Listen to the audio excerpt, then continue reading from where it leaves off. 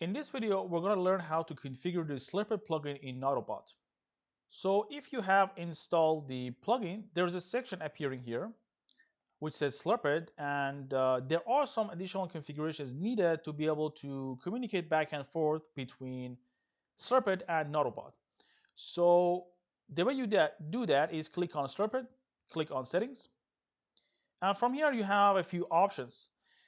There are three data synchronization methods. The first one is push.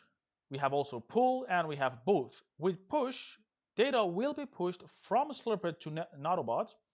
With pull, Nautobot will pull the data from Slurp'it, and with both, we're going to do both.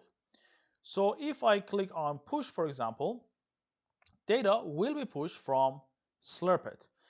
So before doing anything, we have to generate an API key, and the way we do that is go to click on the username.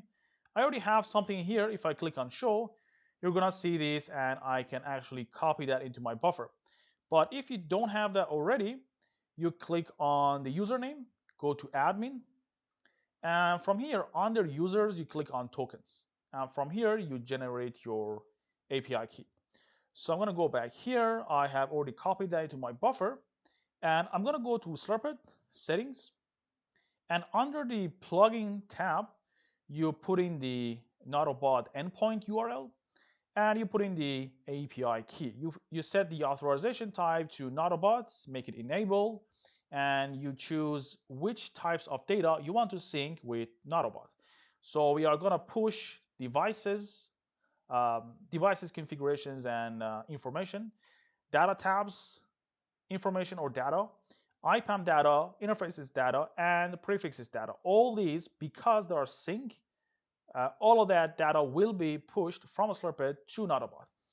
And the way we test that, we test the API, or basically API endpoint, is by clicking on Test API, and Nautobot, that specific URL is reachable. I can save it, and it is done. I don't need to do anything else. With pull or both method, with the pull method or the both method, we have to set up an API key also in Nautobot. So if I click on both, or with pull, it's the same thing. I have to edit this Slurp'it server. So I'm going to try to edit this, and I'm going to grab the Slurp'it instance URL here, and I have to generate an API key from Slurp'it, put it into Nautobot.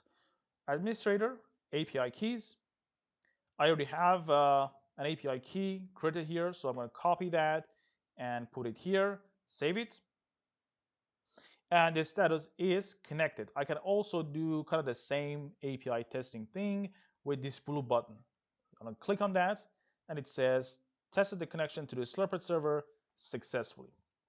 So there's also this section here. It shows you some API, REST API operations, some post methods, some delete methods, and also a couple of get methods.